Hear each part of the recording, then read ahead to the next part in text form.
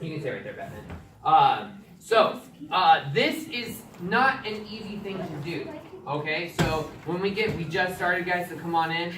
This is not an easy thing to do. Our goal is to make this as hard as possible for you guys, okay? So what we're going to do is, if you guys haven't figured out, we're going to be doing these kidnapping drills, right? This is, most of the time, our parents, maybe older siblings, aunt, uncles, families. This is our family's worst nightmare for you guys. Does that make sense? And me, as your guys' teacher, this would be the worst thing I could ever think of to happen to you guys.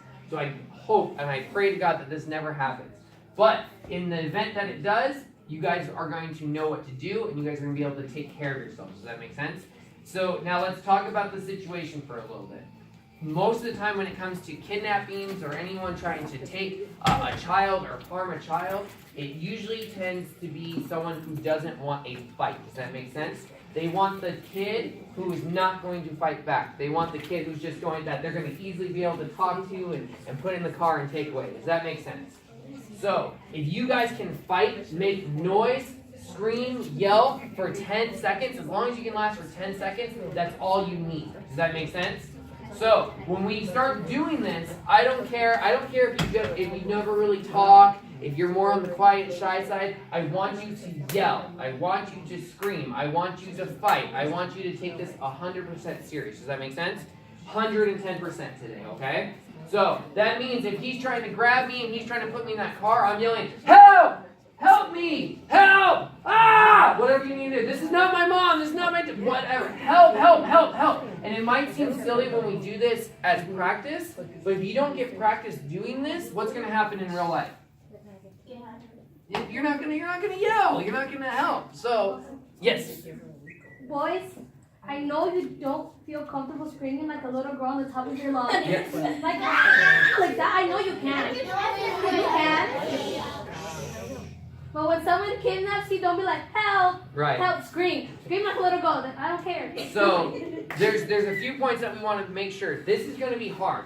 The first time that we did this with our kids, I think maybe none of you guys were here at that time. But the first time that we did this, almost nobody was able to get away.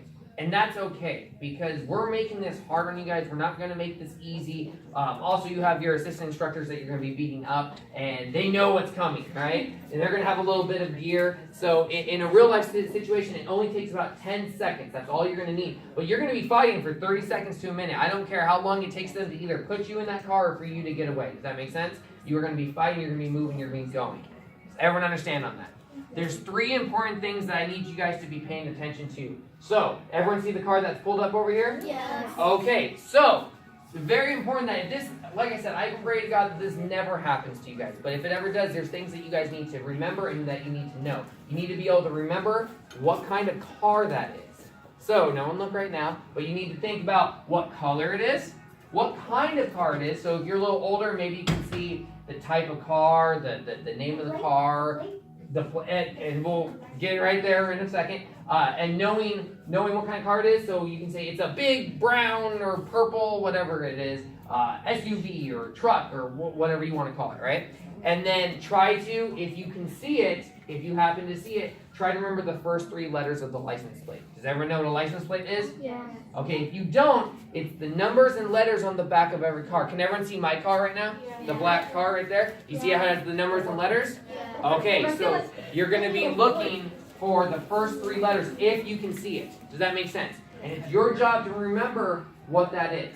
So that way, if you guys, again, if this ever happens to you and you have to talk to a police officer, you can tell them, "Oh, it was this kind of car, it had this, and the first 3 license plates." Does that make sense? That allows the cops to know exactly whose car that is. Got it? Okay, but the number one thing is you never stop fighting. Never, never, never stop fighting. Does that make sense?